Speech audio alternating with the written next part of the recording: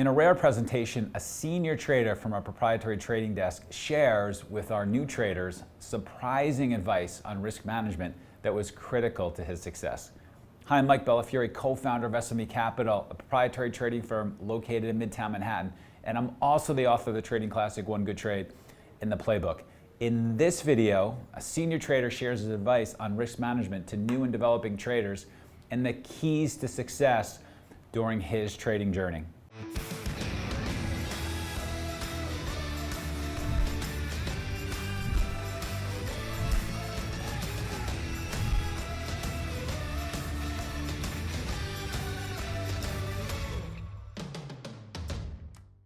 So I'm Ryan. I've been here for almost 4 years. I've been here for a while. Trade with Shark, trade low floats. I trade everything pretty much. After a lot of experimenting, trying different strategies, hold times, time frames, long, short, etc. Got consistent, found my niche, and really just been scaling it up since then. That probably took me about a year and a half to get to that point. And so Seabright, I've been away on vacation for a few weeks, but Seabright wanted me to talk to you guys about risk management with low floats, and I guess in particular, with everything. Share my thought process on that, getting consistently profitable, and all that good stuff. It's a topic which is obviously vital. If you're going to succeed in this game, your risk management needs to be really in check. And I find a lot of new traders don't place enough emphasis on risk management. They want to just go kind of gung-ho, balls to the walls, make money, and they always think that they always think that when they start, you're going to be the guy that just hits it out the park and is better than everyone else. And so you don't value risk management as much as you should. I thought that, everyone thinks that, and then trading humbles you. And that's when you start to realize that you really need to focus on risk management. So, even on the demo, for example, or when you just go live, you don't want to be trading with full size or 50% of your size or even 20% of your size, because you don't have the 6 months or 1 year track record to back up what you're doing. You don't have that confidence or probability or edge yet. And if you think that you do, then you're going to fail as a trader and you won't be here for longer than a year. And so you need to manage expectations and get that out of your head as soon as possible if you don't want to find yourself in that position. So when you start as a trader, you lose money, you lose less money, you break even, you make a little bit of money, and then you off to the races. So the goal is that by the time you start making money, you don't want to be in a hole. So those 6 months or 1 year before you start making money, you want to be trading super, super small, so that when you finally get consistent and you know what you're good at, you're then able to start making money off the bat, and you don't have to worry about making back $5,000, $10,000, $15,000, $20,000 that you lost while you were experimenting. So that's what I do. That's what I still do today. You shouldn't. Another thing with risk management that people don't think about correctly, in my opinion, is their stop loss. We all have a stop loss.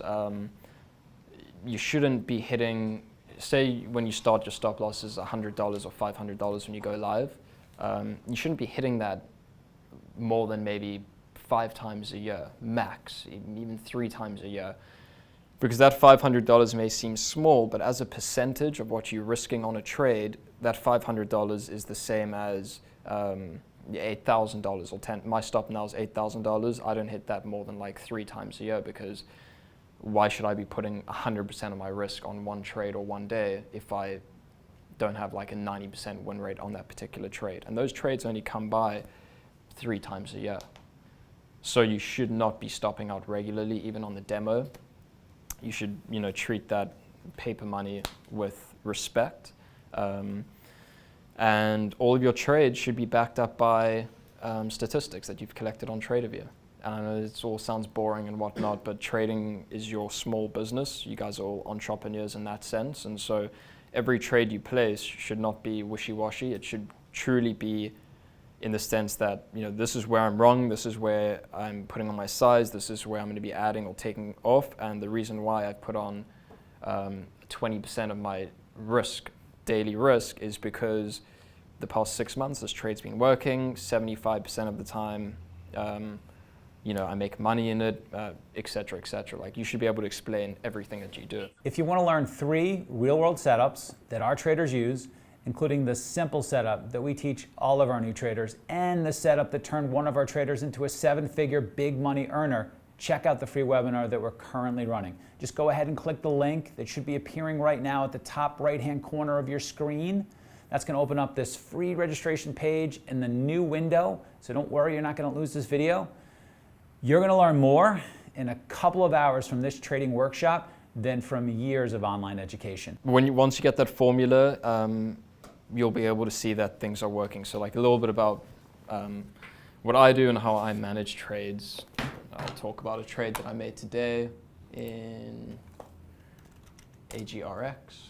So an example of risk management. So this is a trade that I didn't know, but I had a feeling I would do nicely in this trade if it's set up as I wanted it to. So I was watching it yesterday, and then after hours, looking at the fundamentals. This is my bread and butter, so I'll look at the filings, which is a whole nother topic that we can go into on another day. But 3 gap ups today, biggest one, pre-market over 3, and I actually started shorting some in the I was super jet lagged, so I was up at 3 a.m. this morning, and at like 5 a.m. I started shorting it, and just being a little bit of a degenerate. But above 3, below 3, gave back a lot of the gap up in the pre-market, which is what I love to see. And on the open, I was short quite a lot. And for something like this, I'm risking like, my stop's 8K. On this, I was risking probably 2,500. I would have risked a lot more if it went supernova and went up to maybe $3.5, $4, but didn't happen. So there's not a lot of meat on the bones. I'm not going to risk a lot. But essentially, I was looking for a lower high versus this pre-market 3-ish area. And that's what we got. It's not arbitrary. It's a setup that I've seen a lot on day 3 or 4 gap ups with something similar technicals and fundamentals. So based on everything that I kind of ticked and my checklist, I was looking for a lower high. That's what we got a nice little push. And as soon as we sort of broke the upward, let's go to 1 minute, this little upward trend and got confirmation. Just a little glare on the screen. So as soon as we broke down here, this is where I sort of just started hammering into it. And I got 15,000 shares short.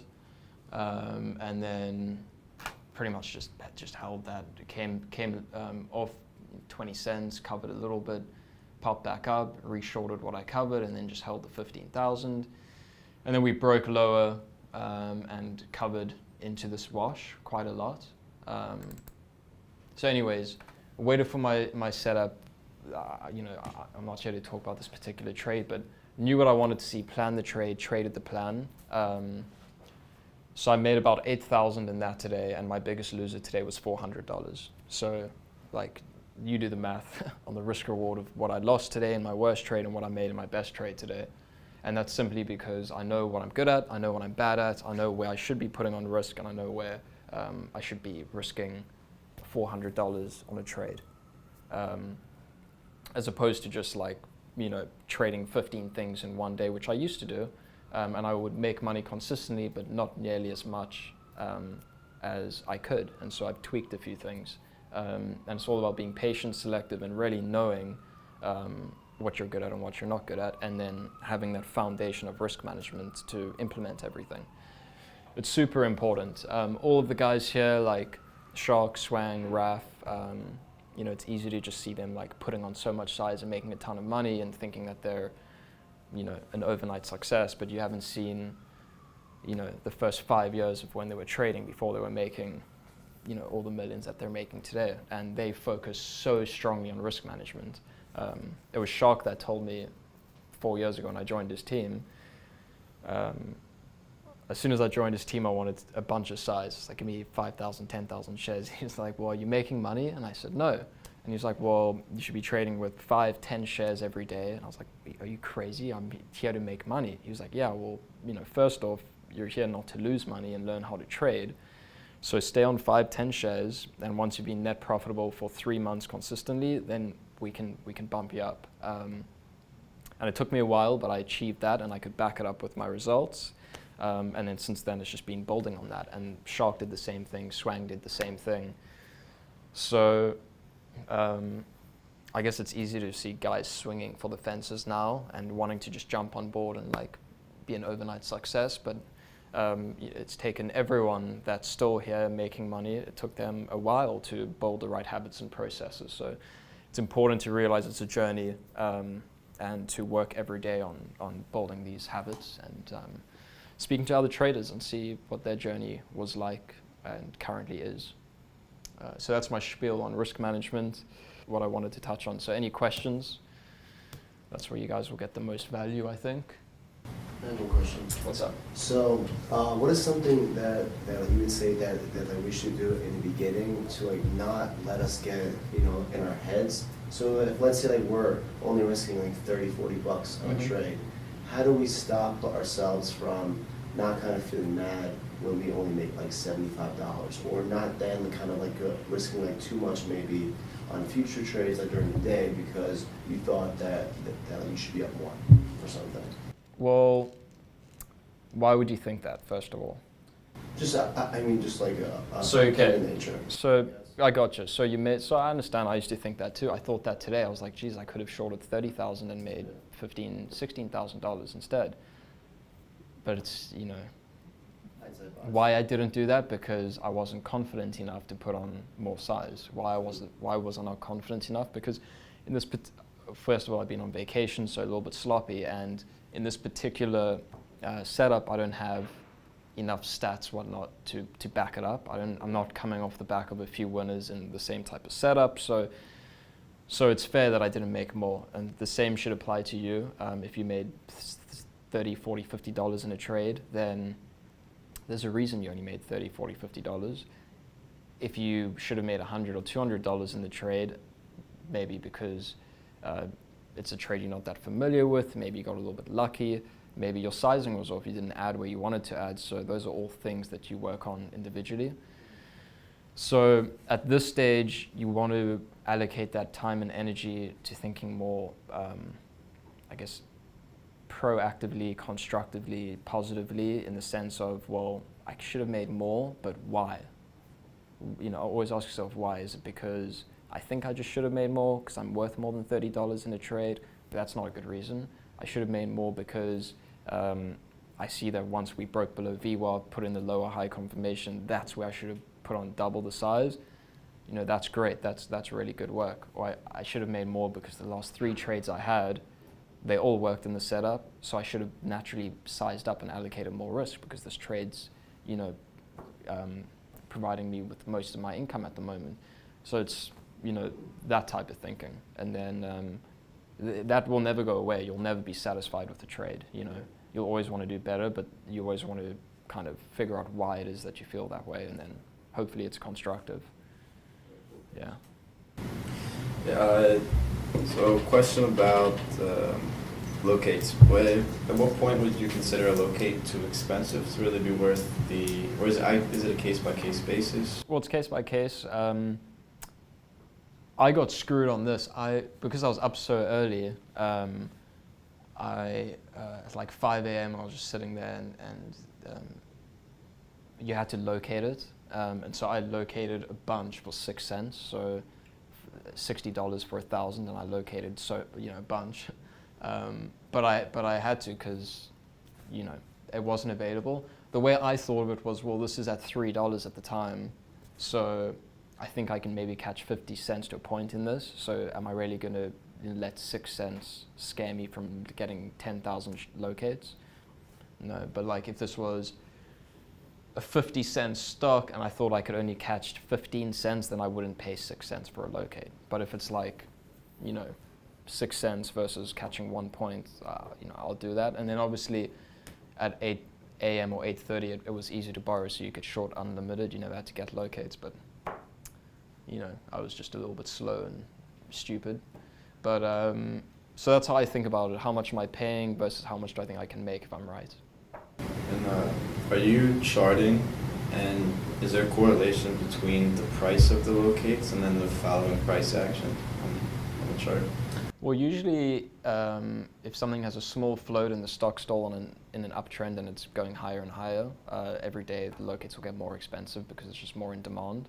That will cause more of a short squeeze, et cetera, et cetera. So there's a direct correlation between the price of a locate and the price of the stock.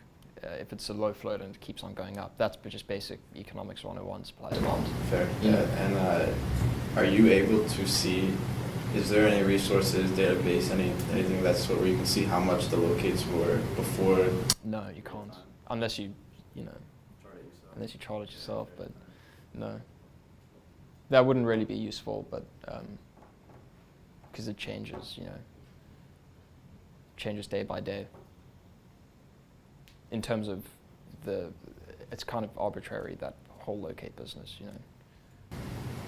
Do you know why when the market opened, you didn't have to locate this in the previous This one? Because I was able to short it, and I was confused why I was able to short this. It was easy to borrow, so. You know why it changed from? Well, I know why it changed because we only see that things are easy to borrow around like 7:38 or 8:30 a.m. That's when like it shows up on the level 2 ETP. And I knew that, but I wanted to short it this morning because I was bored and had nothing else to do. And also I was like a little bit scared that it wouldn't be available and that the price of locates would go up if this went to like 350 and then there would be no locates. What if it wasn't easy to borrow? So I just took the risk and paid for it. Doesn't really matter now, but yeah, you never really know. Like yesterday, I don't think this was easy to borrow. I think there was just a lot of Convergex shares, and then today it was. So you just never know. It's the Wild West. So, do you think it'd be more helpful for us? Because you were saying that you had to do like 5 to 10 shares for like 3 months, right? Or however long. I didn't have to, but I decided to. Other guys in my class were getting stopped out every other day, and, Just from your experience, do you think it's more beneficial if we approach it a similar way, or if we should just kind of make our like A+ setup, we do 25% of our daily risk, as opposed to doing like 5 to like 20 shares max, like having like a hard stop. I mean, not even 5. It can be like even less than that. More than that. Whatever you're comfortable with. As long as you just understand that, unless you've had like 2 years trading experience and you know how to make money, but I guess you're new, right? And you're here to, you're learning. So I would trade very small and don't put pressure on yourself. And from now until 6 months down the road, it's just all about learning, getting consistent, and then when you're consistently making money, that's when you start to push your size. And that's when you'll want to push your size, because then you'll know, like, if I don't push my size, I'm doing a disservice, because now I can actually make money trading. Until then, it's gambling. It's figuring out what works, what doesn't work, figuring out a strategy, your personality as a trader, your risk tolerance, and while you're doing that, do it with small size. Experiment. So I would definitely do that. Shark did that, Swang did that, Raf started out doing that too. So my philosophy when I joined was I'm not going to do or apply anything I've learned outside of this firm. I'm coming in like a sponge. I'm going to absorb only from the top traders here, and I'm going to just do exactly what they do, what they did do, because they're the guys that have succeeded. So why would I want to do anything else? The people that haven't done that are the people that haven't lasted here, to be 100% frank and honest with you. So yeah, I would recommend for sure doing that. Yeah. And then as a follow-up to that, as the primary thing we're looking for during this phase, then just consistency, since profit isn't really... Yeah, I think, how long have you been trading for, like at the firm? A month and a half. Okay, so it's not even about consistency right now. Right now it's about building the right foundation, basic things, how to read the tape, the difference between small cap, medium cap, large cap stocks, the importance of technicals and fundamentals. It's like learning a new language. It's like learning to walk. You need to crawl first, know the basics, whatever. Get used to falling, get used to getting hurt a little bit. And then once you're familiar with what moves a stock up or down, which sounds simple, but it's really actually quite complicated because the psychology in participants is different in every stock. So figuring that out, once you have an idea about an overall idea and comfortability with the foundation of trading and what it really means, then start diving into different setups, long, short, different time frames, swing trade, scalping, momentum. And then 3 months down the line, when you have an idea of, okay, this is where I see myself diving a little bit deeper into trading. For me, it was low float, shorting low floats, fundamentally flawed companies. So that's where I'm going to start getting involved. Then you start charting specific plays and setups, and then you start putting on more size as the results start to show themselves. Then you get consistent. It takes guys 6 months, it takes guys 1.5 years, 2 years to get consistent. Nothing wrong with that. It takes time. As long as you can, withstand or sustain that learning curve. Yeah, but I would, start off really taking it slow because, it's you don't want to skip any phases. There's really no shortcut to trading. Yeah. Were you trading before you started here? No, I had no experience of the US market at all. I just know that I wanted to trade it. So I would invest in South Africa and trade in South Africa a little bit, but it's like completely different. It's illiquid. How long did it take for you to be profitable, like just a little bit? My first year, I didn't lose money, I just didn't make money, I was break even. And then my second year, I made a little bit of money. So second year, I guess after 12 months, I was making money, but not a lot of money, like barely anything. But I was consistent. And then, third year made money, this year made money. And yeah, so first year break even, second year made a little, third made more, this year made more. And it's like I said, you go from losing a little bit, break even, to making money. If you don't mind me asking a question about not risk management, but low floats in particular, you say that's that's what you trade most frequently. Yeah. How often are there, if I'm using the term right, effective warrants on these? And do you use that as your turning point where you say there's a warrant here and that's where I'm looking to get short? No, but I do that sometimes. With any low float that's up and that I don't know off the top of my head what the deal is with it, I'll pull up the SEC filings, look through their earnings, or look through shelves or prospectuses that were filed. I'll look to see if they have an ATM, which is an at-the-market offering. I'll look to see if they have warrants. If they have warrants and the PR was wishy-washy, then just trading 50 cents below the warrants, then I know that if it pops up to the warrants, it's probably or likely to fade from there. But I also know that everyone else with access to the internet, and a brokerage account is looking at the same thing. So, they all want to short it there too. So I'm also always thinking about, well, if we get above and hold above, and I know that E-Trade and this one and that one, it's easy to borrow, and Tom, Dick, and Harry are shorting it, then I'm going to probably look to get long, and it's probably going to squeeze. So I use that information, but I use it with a pinch of salt. Something like this I know is toxic. I know they have no revenue. It's up 40 cents, 50 cents to $2.50, $3. It was a matter of time until it got a pullback, and then I was looking for a particular setup which started in the pre-market, lower high, trap longs, trap bulls, and took out that level, which is perfect. And then it was just straight down. But yeah, I look at that. Have you guys gotten clued up a little bit on filings and dilution, different forms of dilution? I'm working on some low flows. I did on CHFS, CANF the past two weeks. I've been working on those. They pop up and then maybe they hit the warrant or something. I've been working on that. Has that been working? Yeah, I was able to get, I think I traded 5 of them, but 3 of them worked out pretty good. Okay. Yeah. Nice. So yeah, but I mean, that's maybe something interesting to backtest if you're able to backtest that. If I can ask one more question, I'm Yeah. sorry, but what grabs your attention? What comes across your desk first? You can see that after you find a company and then you're looking into it. But are you screening for something in particular, certain financial metrics to find these companies that aren't? Not to find them, so like I have filters that spit out low floats, OTC companies that are up a lot.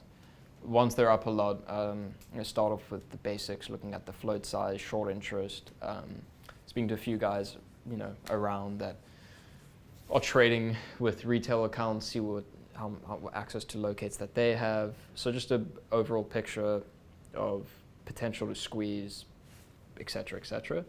And then I'll look at the filings and kind of, I guess, everyone places importance on their own metrics and their own research. So I have my own little checklist that I look for when I look for low floats, what I think is important. But that won't tell me how to trade the stock. That'll just give me, if I think it's a short based on XYZ and what I saw in their filings and dilution or possible dilution, that will simply give me the confidence to short more size when the setup is there. It won't mean that I press the short button immediately. I'll, if it's the front side, I'll be looking for areas to get long. When it breaks the 2-day VWAP or it breaks the uptrend, puts in a lower high, then I'll short, and I'll short a lot more size if there's dilution or warrants or an ATM, etc. So I just use research to complement or give me extra confidence with sizing on both sides. Yeah. Any questions, guys? When you're trying to figure out like what you're best at and you're kind of like looking through your stats, would you say like the most important thing is like the type of stock that it is or like the time of day? Yeah, that's important. Time of day, definitely important. Type of stock, price of stock, type of stock, float size, the beta, R-vol. Are you good at trading stocks that are in play, that are mega in play, like low floats that have 300 to 2,000 R-vols? I am typically. So yeah, everything here. Time of day, type of stock, particular setup, long, short, hold time, 30 seconds, 1 minute, 5 hours, 2 days. All of the above. Okay, so there's not really anything that like stands out as more important than the other. No, for me it was pretty straightforward. After like 6 months, I looked at all my stats. I was trading everything with small size to get exposure to everything and figure out what I liked. And I saw that I was losing money trading large caps that are in play, earnings, etc. But I was making money consistently trading low floats. At the time, I didn't know because I was trading so much. And it was after then I was like, well, I really hate losing money and I hate being read $5, $10 a day.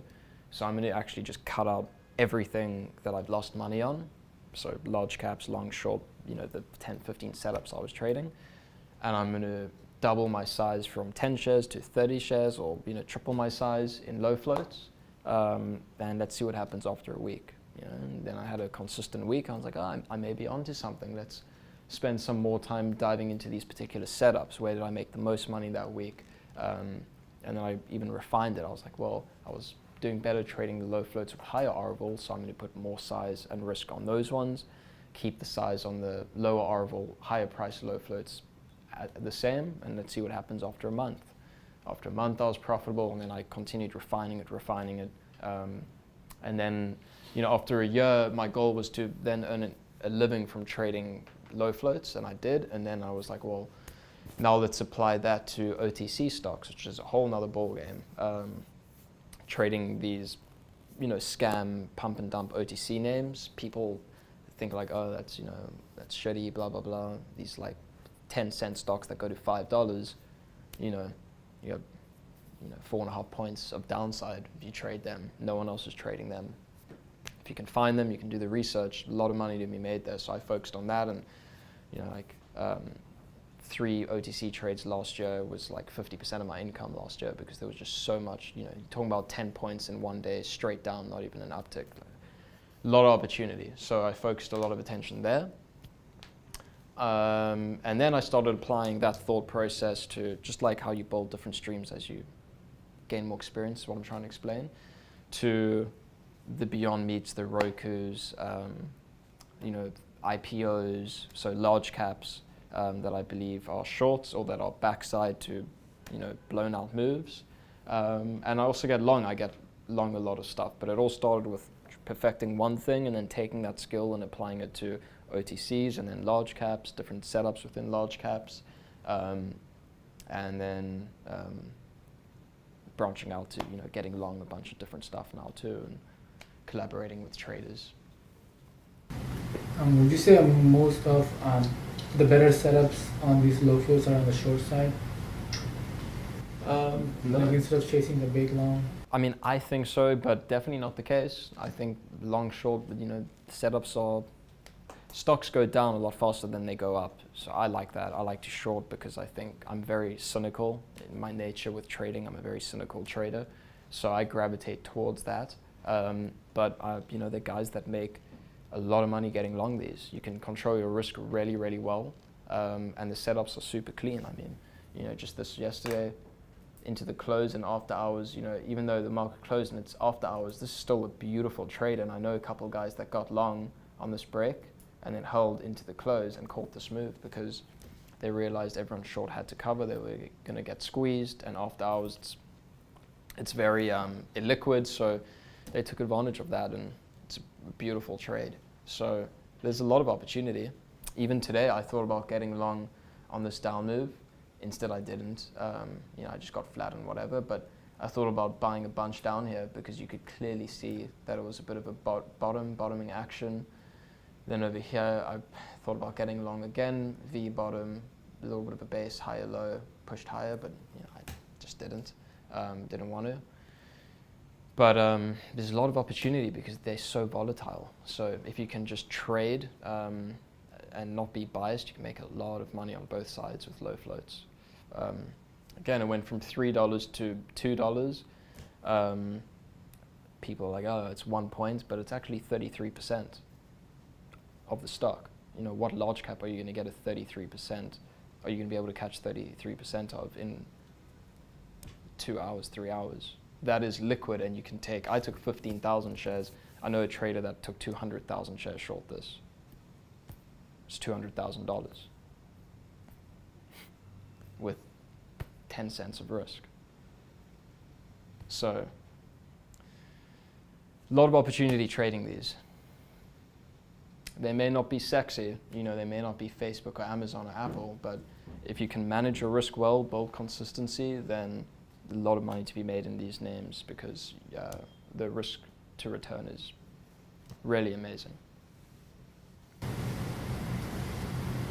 When they go that much size on these, how do they go about gauging the volume, right? Because the volume could shred up or dry up, and then they have 200,000 shares with nobody to sell it to. You can always get out. They'll always, it's just a matter of at what price and how much are you going to get slipped. Yeah. But if But is there something they're watching to?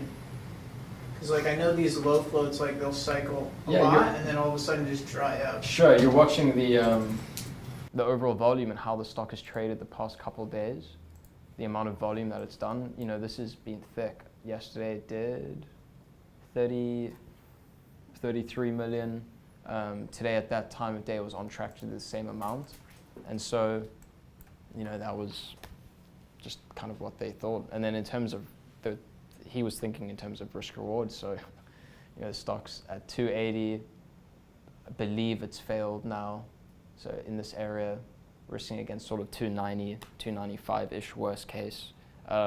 Risk 20,000 to make 200,000, and that person got a little bit greedy and didn't cover down here when I was telling them to, and they held and covered into the close. So, gave back like 100,000. But that's how you're thinking about it, risk return, and then the overall picture of how much volume has the stock been trading? Would I be able to get out within that? Would someone put a hard stop if they were short that many shares, or would they more so have mental stops? It was a mental stop, yeah. But like, would there be at any point? I mean, like, so like, would he put in his like hard stop at like that pre-market high, and then just if he saw it break 290, he would just start like hitting out? Yeah, he maybe a worst case scenario stop, but I know that he didn't have a stop. I didn't have a stop either. I had a mental stop. You know, if it went against me, I would have just started doing maybe 3 clips 555, whereas he would have done like 20,000 at a time and had to do 10 clips of 20,000, which you could do with this. Like if you were watching the tape, you know, there were big orders going on off all the time, 10, 15, 20,000 shares, and it wasn't moving it really at all. How do you properly short that much shares and without you like naturally causing the stock to fall more than it should? So that was here, I believe. A lot of this size, so it did 450,000 shares here. I was a small portion of that. I was maybe 10,000 shares, whereas he'd hit like 100,000 shares. And so and a lot of other people did. But if you think of it that way, we were 25% of the volume. And the stock did, with momentum, it went from 288 to 280, so it only went down 8 cents. But it also ran a bunch of stops, which is probably the other 300,000 shares, because people were getting long thinking a squeeze. And then again, when it dropped down here from 281 to 274, he basically hit another 100,000 shares in here. So it did 450,000, he was 25% of that. So like, did he wait for that to start, or was like this guy? So say 280 has been holding. As soon as that bid decrements at 280 and 279 hits, it's just 25, 25, 25, 25 hitting the bid. Yeah.